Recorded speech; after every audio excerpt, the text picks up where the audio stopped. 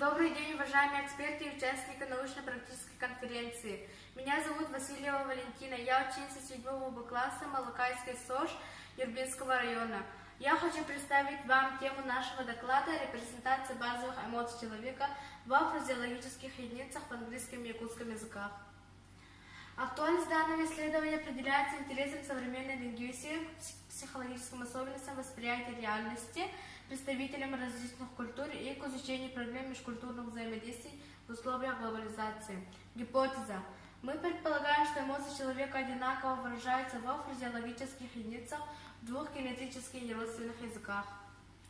Цель работы – анализ особенностей репрезентации базовых эмоций человека во фразеологических единицах английского и якутского языков. Задачи.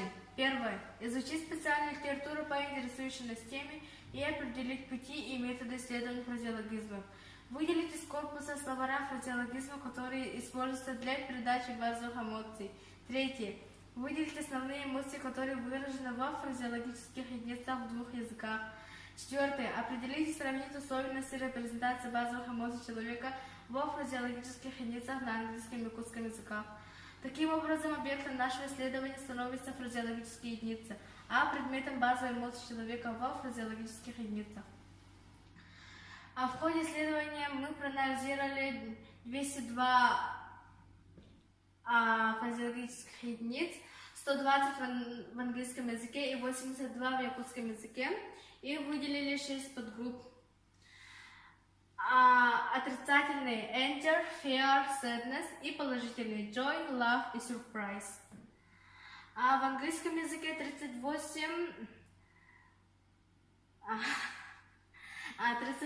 относятся к группе anger, 26 в группе sadness, 15 в группе fear, 5 в группе love, и 7 в группе surprise и 29 в группе joy.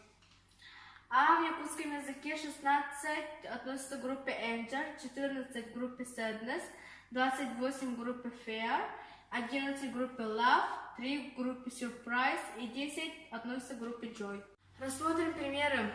В английском языке самые частотные фразеологические единицы это anger с колющими предметами. A thorn in somebody's flesh, в якутском языке в основном связано с частями тела. Ихахайдасыста, чуть не лопнул живот. В группе fear в английском и якутском языках с физиологическими ощущениями. Fear makes his flesh creeps, мурашки побежали. Сюрага аягартагыста, сюрдяхтик куттанна. Самые наименьшие группы в английском и якутском языках являются группы love и surprise.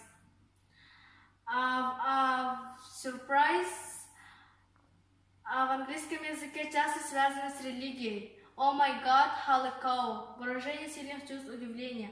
В якутском языке связано с тем, что говорит удивленный человек. Кör ити кихитала.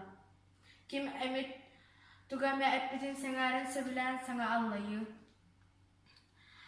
Выводы. Выражение эмоций с помощью фразеологизма зависит от мировоззрения, культуры народа.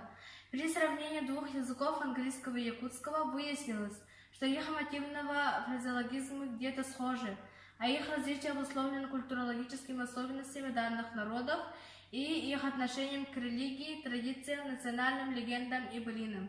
Таким образом, поставленная в начале гипотеза подтвердилась. Спасибо за внимание.